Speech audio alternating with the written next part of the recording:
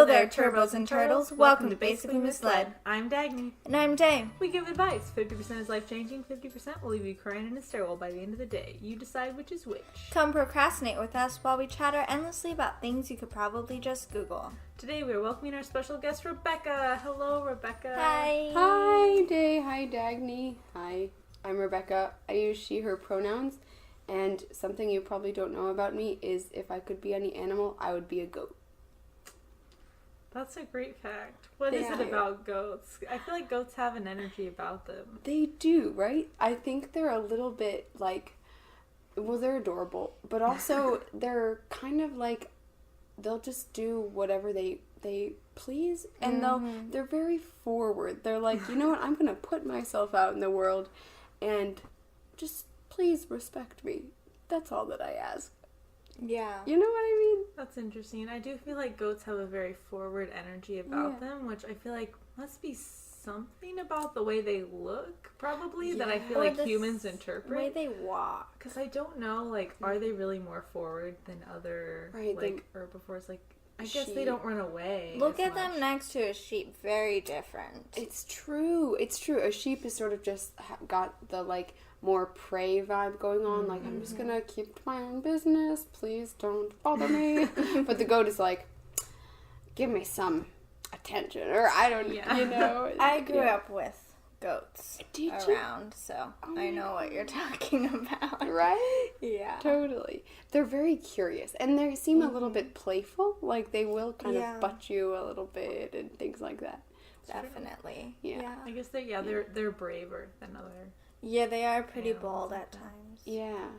Even though, which is fascinating to me because they're still like herbivores, right? Like they're not, like they could get eaten, but they don't seem as fearful, which is kind of cool. And they're strong. They're very strong in body and spirit. But if you get headlong hit by a goat, you really are gonna like be knocked down. Right. They're amazing. Oh my gosh. Yeah. Yeah. Anyway, goats are cool. Animals are cool, though. All animals. I'm very fond of all animals, so it's hard to pick a favorite. Yeah. So, let's talk about, so you're a student at Evergreen. How did you, like, come to be at Evergreen, and, like, what are you, like, learning about? Like, what are you excited to, like, learn about right now at Evergreen, and how do you like being here in this winter quarter of 2019? That's so true. I know, right? Thank you for asking. I came to Evergreen because I really want to be an environmental activist, and that I'm learning that activism can take so many forms, right? I mean, even frankly, planting trees, I feel like, is to me a form of environmental activism. To give a little background, I grew up on an organic farm and in New Jersey. So I think, thanks to my parents and my upbringing, like, just kind of always loved the great outdoors and, you know, wanted to do something to give back to Mother Earth. So also, my dad is a farmer, and my mom works for a land conservation organization. So, with those as my influences, you know, I kind of went into college thinking, like, I want to learn more about how I can protect nature and our fellow species and animals. And so I have been having a great time. Actually, I'm really interested in independent study. I sort of do enjoy out of the classroom learning a lot. So I've been going to the Capitol building in Olympia, since Olympia is the capital of Washington, the past couple years, a few times during legislative session. So when the legislature is in session, the House and the Senate are meeting, and citizens are encouraged, you know, or are able to come to the Capitol and actually, like, voice our opinions in various forms. I mean, if you want to actually meet with your legislator, you have to, like, sign up in advance, make an appointment, and all that jazz, but it is a way to meet with them and be like, hey, I did this once. I showed up and I was like, I really ask you, Representative so-and-so, to support like investing in renewable energy because it can help us mitigate climate change by getting us off of coal and oil and etc. And also I, ask you to support like land protection and ecosystem protection, and and generally I was talking to a Republican. So one of my strategies is like actually to talk with the Republicans, because I feel like they do need to hear these environmental messages more, frankly, like not to judge them or anything. I just think that like sometimes they're a little slower on the like, yeah, we should be taking climate change action uptake and things like that, because maybe their belief systems are slightly different. But anyway, so it was cool to talk with this person who is sort of a different political ideology than I, and see how we had common ground. Like, this woman also really enjoyed the outdoors and the beauty of our state and, wanted to protect it. So it's cool to find common ground. I think that to me is like the greatest lesson from activism in politics, is like focus on common ground. Because when you come to someone saying like, you're doing this wrong and here's how you should do it, I just think it's never gonna work. Like, on a very human level, none of us like receiving something like that, right? It's like, how can we seek common ground? So right, like your first thing psychologically is to like protect yourself if somebody tells you you're wrong, like first thing, like, right, that's just where your mindset's at. Exactly, yeah, totally. So that's sort of been a big activism focus for me while at Evergreen, but also I guess in the long term I would love to work maybe for like a land or in wildlife conservation nonprofit group. That would be amazing. And I'd love to do something in the political sphere there, like do political advocacy, because I weirdly enjoy it and love it so much. I'm glad some people enjoy it, honestly. Thank you. That's very sweet. It's true, right? We all have our different like strengths and different things that we kind of love doing and stuff. And I remember one of my first experiences with political advocacy was going to the Department of Ecology, which is also in Olympia, and testifying in front of this like board in support of wolf conservation. And that was so cool. Honestly, I've never done it before, so some people would be like, wow, like that seems scary, but I just weirdly wasn't scared, because I was like this is great. Like, I'm in, I want to protect wolves, and these people are not going to like bite, so I'll just talk about why I think it's important. And when you go to testify, just because I know you all will get there whenever you want to testify about something too. Yes, maybe our listeners would like to testify. Yes, listeners, absolutely, come and join us in our testimonies, and there you go. But it's very doable. It's like you sign up before the testifying actually begins, and they'll give you a little slot, and then one by one they call up the citizens who have signed up to testify.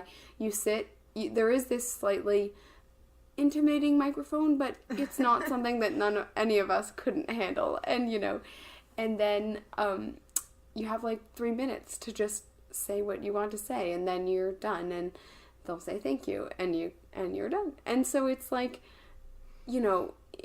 it's actually a really good practice in public speaking too, right? Because it's like, you do have to kind of keep it together. If you keep it together, you're probably gonna be fine, So it's cool. And I've also noticed that generally in these various political advocacy efforts, I'm kind of like the young one in the room, you know? I do feel like it's something that, honestly, people who are older than us are often doing, and I think that it doesn't have to be that way, right? Because, like, we're the next generation, and so if we can feel empowered to, like, you know, make our voices heard, I think that I really think that if more of us young folks were, like, speaking our values to the government, I honestly think that there would be some more positive change happening, because historically, like, whenever a large group of people speaks up, something is going to happen, you know? And I'll just, like, cite one really quick example. Okay, so when Trump got elected, tears, sadness, all of that. Oh my gosh, so the worst day ever. But, like, he was inaugurated in January, and, like, right off the bat, there was this congressman who introduced this bill that would auction off, like, 3 million acres of public lands to oil and gas drilling in America. And so many people were, like, outraged. They're like, you're starting off, like, this low? Like, are you kidding us? And so people everywhere were, like, making calls and writing letters and contacting their legislators. And that's a little side note, is just that also calling your legislator and writing them is a great way to take action if you don't have the time, bravery, or energy to, like, actually go in and you know, talk to your legislator. And not that I'm saying you're not brave, friends, you're all brave. It's more just like, if you're not into that, you know, which I totally can understand, you can call or write them instead, and their contact info is found online. In Washington, it would actually be at ledge.wa.gov. Very easy. But yeah, anyway, so it's not hard to find contact info. But so in this case, there were a bunch of even, like, more conservative sportsmen's organizations who, you know, want their, like, hunting and fishing rights and whatnot. And so they were like, no, you can't just auction off all these lands. So it was, like, a progressive and conservative moment of unity where they were like, no, you can't just auction off all these lands. And so the guy who introduced this bill, so-called, killed the bill, his own bill. He was like, okay, I'm gonna let that one go, and we're gonna pretend it never happened. So that is, so, to me, I think, a testament of, like, the power of, you know, our collective voice in government. So I say, let's get active. Yes. Nice. That kind of brings me sort of to our next question, which is, like, it's a multi-part question. So, So the question is, do you, can you, and should you dream big? Now, a little bit background on this question is that I feel like there's a lot of, like,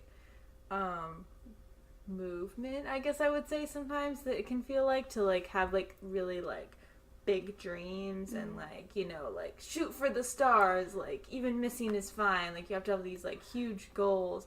And then I also recently found this, like, page online that I can't remember the name of, unfortunately. Maybe we'll link it. Sorry about that, people. But it was just talking about how, like small dreams are, like, also valid, and I feel like it's just, like, that balance of, like, recognizing, like, both big and small, like, dreams and goals. Like, I think you can have small dreams, I guess, is my point. So it's kind of more abstract, like, about this, but or, like, and I guess it's a whole separate question of, like, can you dream big? Should you? Can you? Like, what is a good balance, I guess? Yeah, that's such a good question. That is such a good question. Wow. Yeah. I think, wow, that opens up so many ideas. I love it. One is that, like, in America, aren't we always told, like, dream big, like, have huge goals? Mm-hmm. And I don't actually know how I feel about that. I have mixed feelings. Like, so from an environmental standpoint, if it's okay for me to use, like, just my own passion or whatever as an example, like, yes, for example, it would be amazing to completely stop deforestation and all coal and oil exports and switch to renewable energy, and just like I could just go down the list, like protect all the species, do have all these huge successes. So I can resonate that, like, having that as like the dream, it makes sense, but it's also good, as you said, to balance it with like realism. Like, I can't, at least as one person, do all of that. So maybe I like the idea of having the collective big dream. Like, collectively, yes, I think that could eventually happen if we all work together and are responsible. But then individually, I almost kind of jive with the more like have a small dream, like, and here's how I'm going to contribute to that collective big dream by doing something smaller, right? Because it's like, how much can we actually do? Not to downplay our influence, because I really think we can. But like, can you take over the world? Like, probably not. So like, that's limiting if you can't take over the world. Exactly. Yeah. You're along my thought process a little bit, although first I wrote down dream big, no, achieve big, yes, because I don't want the word dream. I think you should achieve them. Yes. And like, we've been talking, I've only been in class for one day, but we talked about ethics and had like 3 hours where we were just talking about what we thought was ethical in the psychology field and everything. And one of the things is aspirational ethics, which is like the highest standards of ethics and everything. And kind of my thought process with that and like achieving things is that you should aspire to have really high standards for ethics, but that won't necessarily raise the ethics for everybody else, because you have like the basic ethics. But if you always achieve to do the aspirational ethics and are like having that with your mindset, I think it can influence other people to do that. Yeah. Or more people that are doing that, it can like help raise them. Totally. And so I think you can achieve like in your own little bubble small things, but then if everybody else is doing small things, it will make it a big thing. Absolutely. So is aspirational ethics like a specific set of ethics that people have decided are like a very lofty goal, or is that just like personally like a high standard for yourself, or is it just like these are lofty ethics that not everyone tries to do? No, I think it's that lofty ethics, because there are, the book that we're reading has like 6 or 7 different types of ethics. Like, there's principle, there's mandatory, there's just ethics, there's aspirational ethics, there's another ethics that starts with P, and I think at least like one other. Wow. But I think it's because it's kind of like the community decides on these ethics that are very minimum or mandatory, and then if you reach above that, it's aspirational. Well, there's another step above mandatory, and then it's aspirational. Cool. I really jive with that. Like, just the idea of, like, as you said, achieve high. Like, I am going to, for example, hold myself to these high ethical standards, and I really believe in also like the power of how we influence each other. Like, just our human nature is like we catch on to what others around us are doing or practicing, and so if we share that with others, just as like a not you should do this too, but here's what I'm doing, like I'm to give like maybe a concrete example, like I'm not going to buy things from companies that might have had sweatshop labor, or like even more so what I'm trying right now is I'm not trying to buy anything new unless it's also like fair trade. So, right? I mean, okay, so like food is a whole nother category, but like also food can be bought very ethically too. Definitely. Right, of course. And it's cool to like support our local folks at the farmers market and stuff like that. But maybe more on a like home and personal products and clothing standpoint, like buying things like made with either fair trade sources or basically like in a nutshell not shopping at like TJ Maxx and like Walmart, you know what I mean? Like not that. TJ Maxx, the lesson of the podcast. The lesson of the podcast, right? Exactly. Like, I swear, like, just imagine, because we've all heard about some of the, like, labor exploitation and things that those kind of bigger companies do. And also, environmentally, they're, like, pretty kind of bad. Anyway, not to go into that. But, like, but imagine if we all suddenly, like, stopped shopping at those companies. I mean, they would go out of business. Right? Like, that is the basic equation, which would be amazing, in my humble opinion. Like, oh my gosh, that would be so cool. And even more cool would, I think, be, like, the oil companies.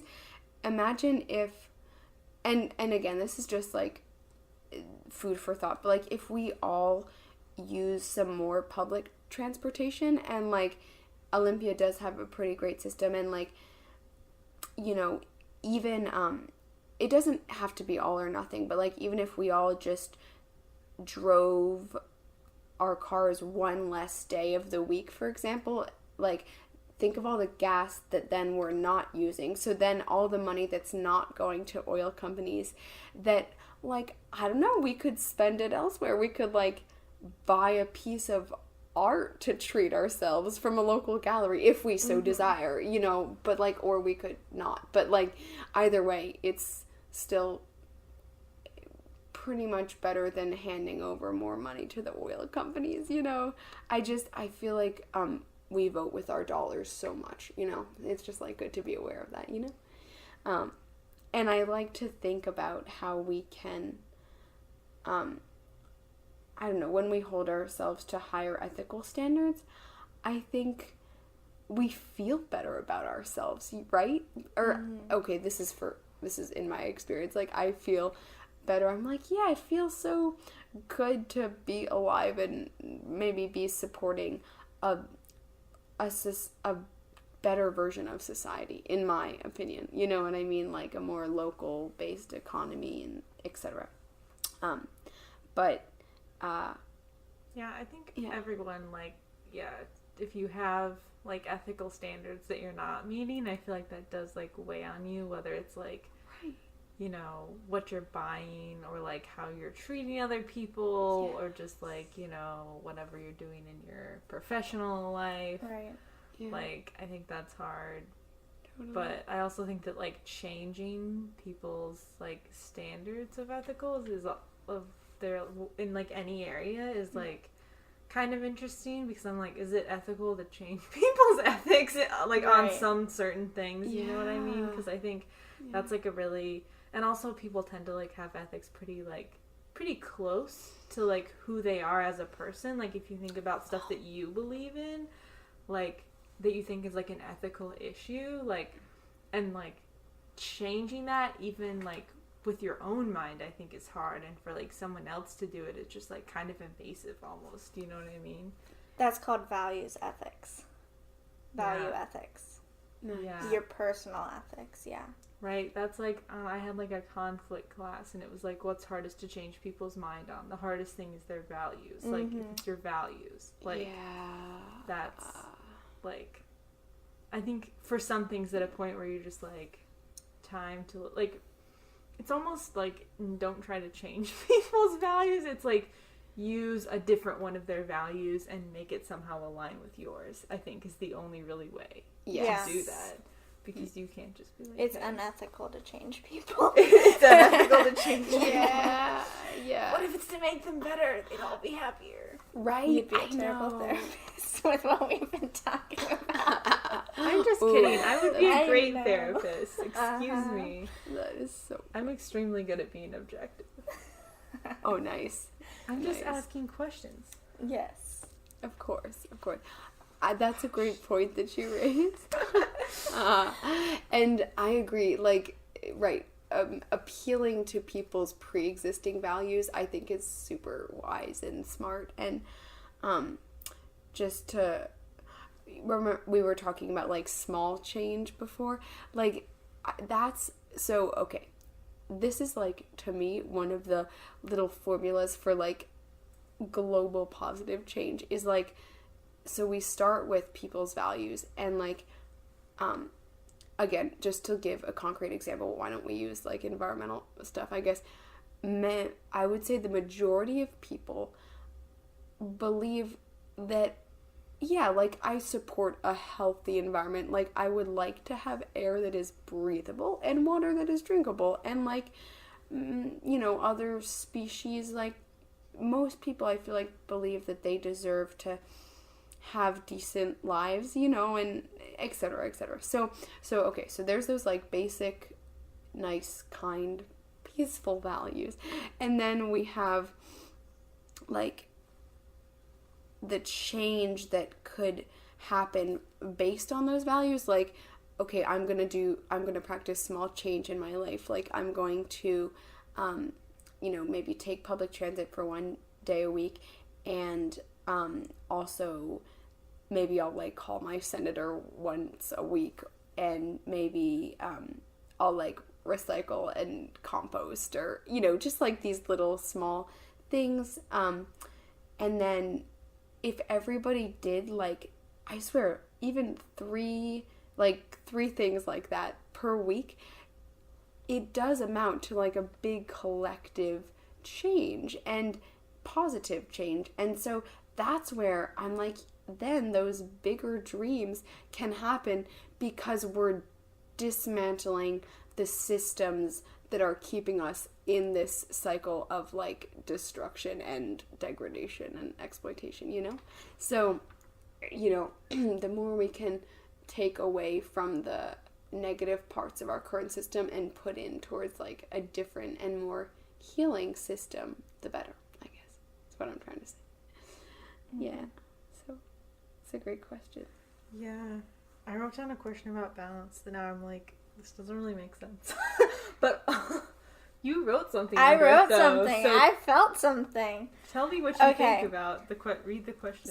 And tell me what you think. Dagny said balance, a way to be or a way to feel.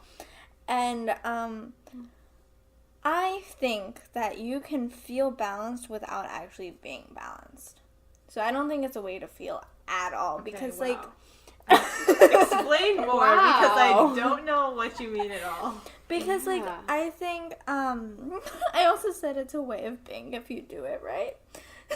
If you do it right, okay. But like, okay, so I can like sometimes I go into a situation and like I'm feeling good, whether it's like school or whatever else, and like feeling good, and then all of a sudden like one little thing is said, and I'm actually like I'm tipped over really quickly. Totally. And so while I feel balanced, I'm not actually. Because, yeah. I see.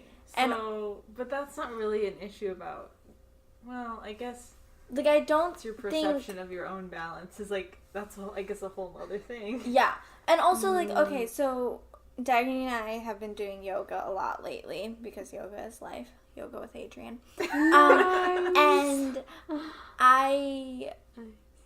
there are certain poses that she does that is for balance, and I'm so off balance. Wow. But in my mind, I'm not, because my perception of myself is that everything is dandy.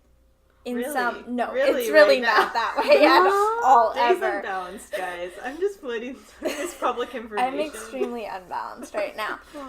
But see, like, I thought I was balanced, and then it took one little thing to happen, Right, I and it understand. completely tipped over. Yeah. Like, I'm just like, at a 90-degree angle from where I was. Right. Maybe a 180, you know? Yeah. So I don't, like, I think feeling balanced is a misrepresentation of yourself because you have to actually be balanced. Yeah. I see. To really. I feel like, I don't know if it's because I'm always expecting something, like, there's, like, a murky, like, kind of dark, cold pool of water, and I'm like, something might be down there. So I don't think that I overestimate my own balance, usually. Because I'm always like, something might be under there. Like, I'm just, I'm expecting the worst. So I feel like when I actually am balanced, like, I feel like I've been pretty balanced this week, but I wouldn't usually say that. I don't know, maybe it's false and just not true at all, but I feel like I'm a little bit more cautious to say that, so maybe I actually am. I get this perception of being balanced because I tell everybody else that everything's okay. So then I start to believe myself. Right. A little bit. Right. Right. Yeah. You seem like you always seem really zen, Rebecca. Yeah. I will just Really? say, and just like really like you have it together inside, right? If not like out, if that makes sense. Yeah. So like, when are you unbalanced? Fabulous questions. I love it. Thank you. Well, that's really interesting because I feel like, sometimes I just feel like chaotic, you know, like week 1, right, is a little bit nuts. And I think college can make if I compare my mental state when I'm in college to say when I'm, I guess, like visiting my aunt's peaceful farm that is surrounded by like mountains and more wildness than people, I guess I feel more mentally activated like in college, right? But that makes sense. I think like we can all relate to that, right? Like we're doing more. I think there's maybe a sense for me of like greater responsibility and things to do, which can, if I let myself, it can stress me out. And then I'll be like, you have to do all this, like you have to do all this, you have to do all this, and like it'll just kind of like keep reverberating in my head, and then I'll kind of get anxious about it, but not, I guess, like these feelings of like sometimes feeling chaotic or anxious, like they come and go, but I guess they generally don't, knock on wood, I don't let them cripple me, because I'm like, this too shall pass, you know, like I'll do that thing that I need to do, and then maybe I can like feel okay after that. But that doesn't always work, because haven't we always been there where it's like we have something to do, we're like, okay, I need to get this done, and we're kind of feeling some stress about it, we get it done because we were thinking like, when I get it done I'll just relax, but then it sometimes can take time, like because it's like you get it done and you're like, brain is sort of searching for like, okay, what else can I like grasp onto, right? And for me, all of this is generally balanced or like calmed down with like by either spending time with friends or like going out in the woods and just having like some peaceful nature time, or listening to music, playing music. Yoga can be really good, reading, spending time with animals. So I think, like, for me, as long as I can balance those moments of, like, some stress, because I actually think that some stress is healthy in our lives. Like, I've even read from some, like, psychologists that, like, stress actually to a certain level can be healthy. And if we look at some stress as natural, it'll actually be good for us. Like we actually won't be physically negatively impacted, because also there's all those voices out there that are like, stress is bad, stress is bad, stress is bad. And when we take that in and we think like, oh my god, I'm stressed, I'm probably like just so imbalanced now because I'm stressed and I need to like get unstressed. Oh my god, let me stress about how much I need to get unstressed. Right. And it's just like a cycle, because like not only are you like the thing, but then also you're stressed about being stressed, and then you're stressed about being stressed about being stressed, and then it's just like spirals out. Exactly. So exactly. I like that a lot. Like, see stress as like natural. Like, yeah. To a certain degree, right? To a certain degree. Exactly.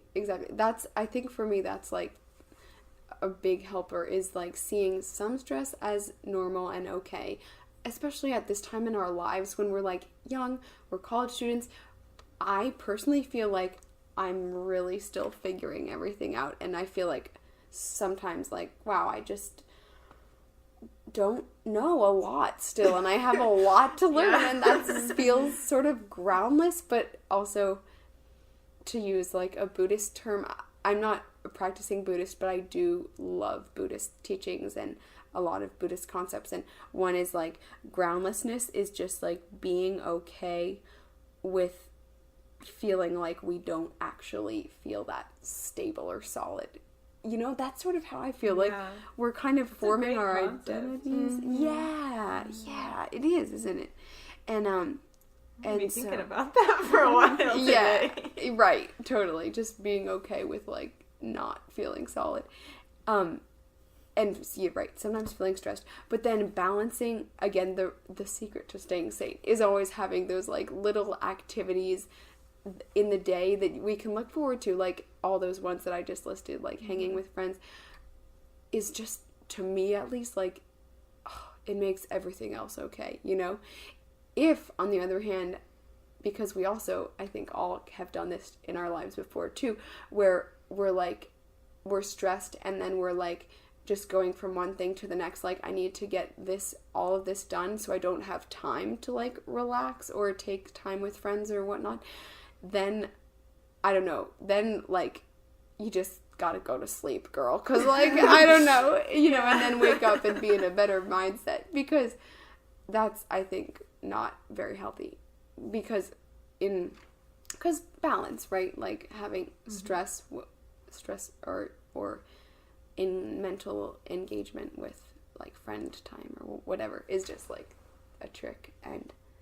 But just to go back super quick about the Buddhist concept of groundlessness, so I don't know if anyone has heard of Pema Chodron. She's like this amazing Buddhist monk and nun and teacher, and also Thich Nhat Hanh is one other Buddhist monk, and I've read a lot of their books, and honestly, they both just came to mind as we were talking about this, because like they really, you know, they're much older, they've had some more experience under their belt, and I really appreciate their teachings of like, yeah, it's okay to feel chaotic and to feel sometimes like we're not totally okay. Like when we fight that, it can create sort of this second problem, right? Mm-hmm. But if we see our feelings as like not problems necessarily, but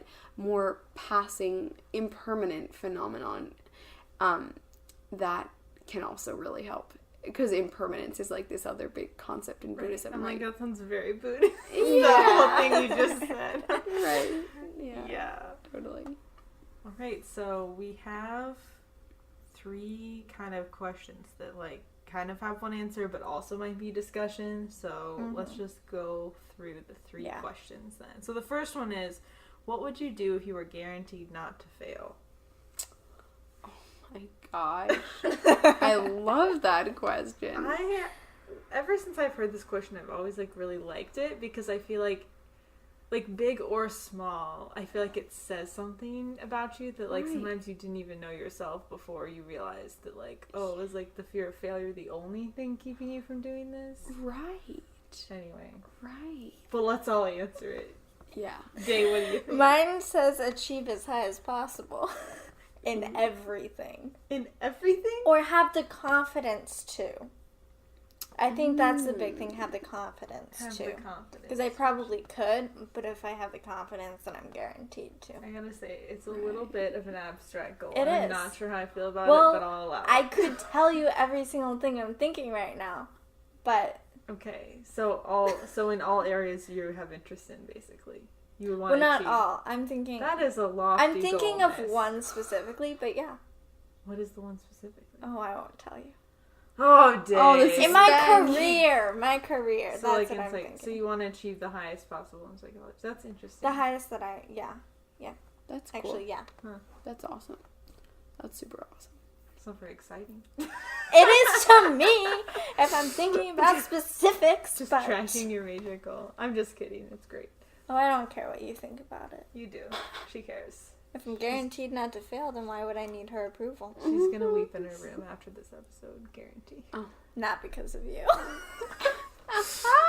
Jeez. Man, I love it. Well, I mean, we are, as Dagny said, some things in this episode are going to make us cry in a corner. So, like, we're just getting our daily dose of crying. It's all healthy. Yeah.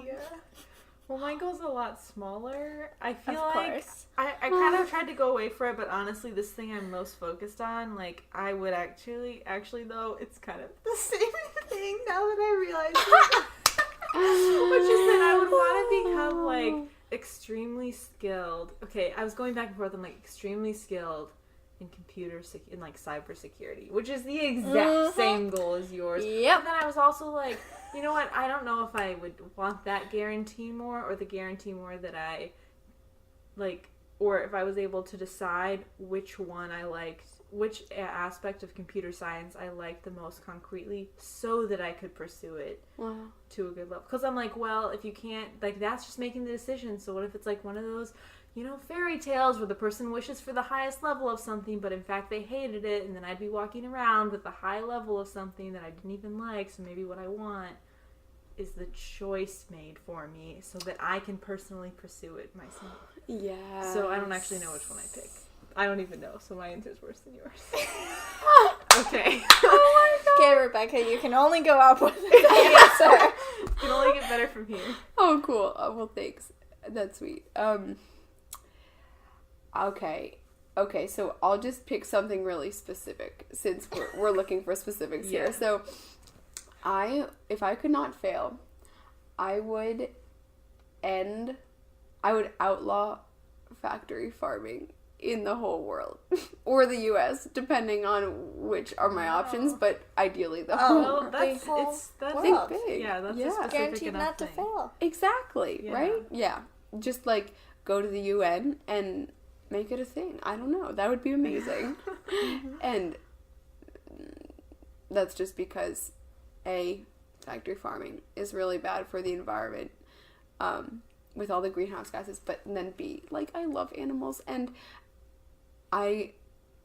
so side note, I'm a vegan, but like I totally respect everybody's like eating choices, and I just feel like if we could at least just outlaw factory farming and allow for some animal agriculture that like was more compassionate, that would be amazing, you know, and just like have that be the option. Like, if you're going to eat meat, it's going to be like from animals who are happy and like raised with kindness, because we need more kindness in this world, and if we could all just treat each other with more respect, we'd be a lot better off, I think. So that's like practically answering the next question, so like don't get so excited. okay. So the next question is, if people did this one thing, the world would be a better place. So I just really stumbled over that.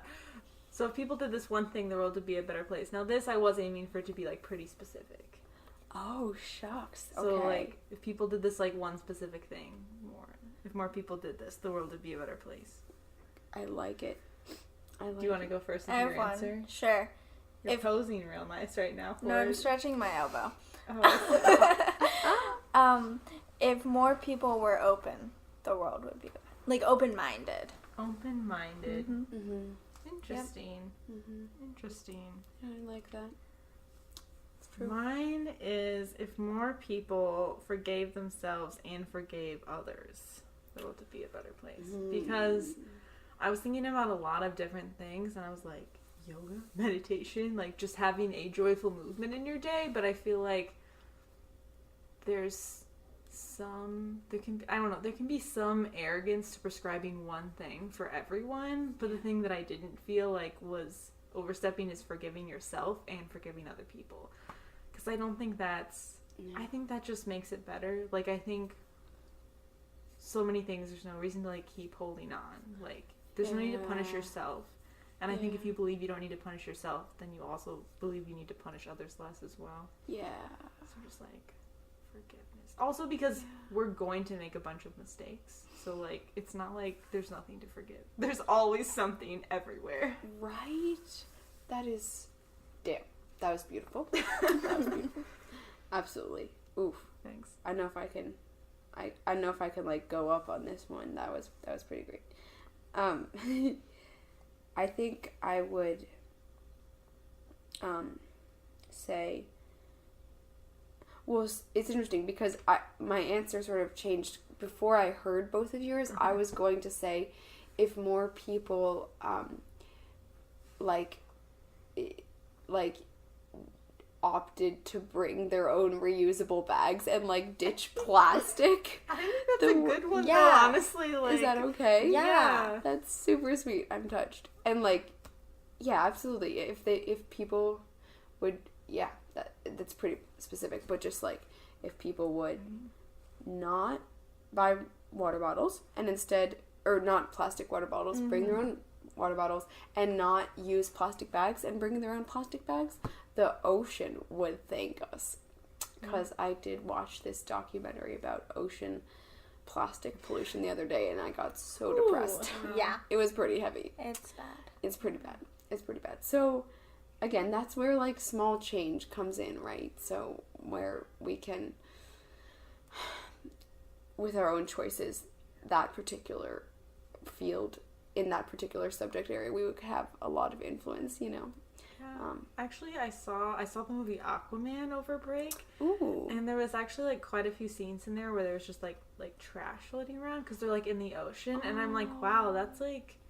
I mean, it's sad, but I was, like, kind of impressed that was, like, in the movie, you know? 'Cause Yeah. it's a superhero movie, but it was also, like, I mean, they were talking about, like, pollution and stuff in it. So, Cool. Like a subtle message. Like, look at all this trash, you human beings. Oh my gosh. there was one moment in the movie that wasn't that subtle, but that would be a spoiler, and I don't want to ruin it for the listeners. Go see Aquaman. For a DC movie, it's good. Nice. You know where she stands. Yeah. Nice. Alright, the last question is, if more people believed blank, the world would be a better place. Now, this seems like kind of a similar question, but I'm kind of like, to do something, like, you know, bring a plastic bag, like, maybe, like, that's pretty concrete, but to believe something is, like, that's, like, a whole other thing. So. Yeah. So that's the question. That's why it's a separate question. Ooh. Yeah, when I was writing my answer for this question, it was very pessimistic, and I don't like it anymore, so I don't want to share it. I want to know. Oh. You can change it, but you should tell us what it was. Well, okay. I like so. Yeah, I It's said okay, we don't have any listeners. No one will know. True. If more people believed humans were in the wrong. Humans were in the wrong. Oh, I like Wow, that. it really fits with our theme, though. I know. Oh, I actually totally... My other one was believed in climate change. Oh, hell yes. It was like those two in my mind, but I was like, humans, fuck them. So, yep. Love you, Day. Love you so much. Oh my Yeah. God. I love how I'm like, fuck humans, but I'm going to go into a field that specifically is with humans only. And you say I would be a bad psychologist. At least I have love for people, Day. Oh my God, totally. Yep. No, that, Day, you've got something there. It's like the new psychology.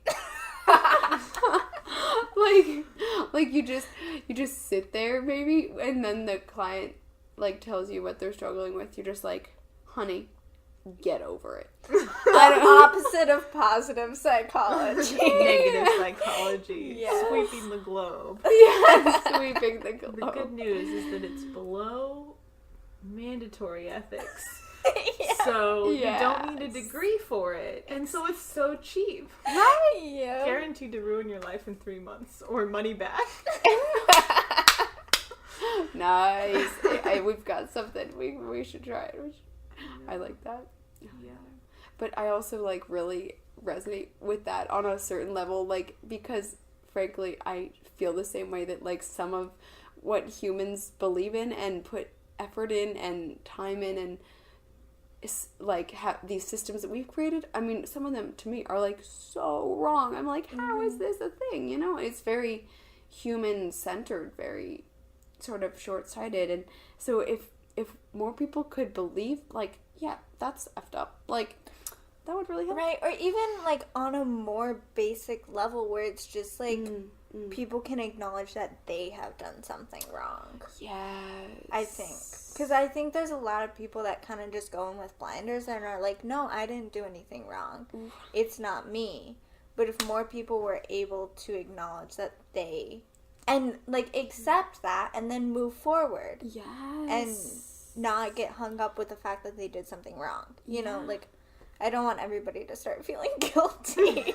Right. But yeah. That makes so much more sense. It's just like own up to it. It's like, yep, we've all made mistakes, right? It's like universal humanness. Yeah. But instead of just walking around like, yeah, I'm flawless, you know. Right. Yeah, right. Yeah. Because that's just Instead of being ignorant or too into what you've done wrong. Because I feel like there's both sides where people are like, no, I'm irredeemable because I did all these bad things. Right. That's so true. Because like, I personally, to be honest, like, I've found, you know,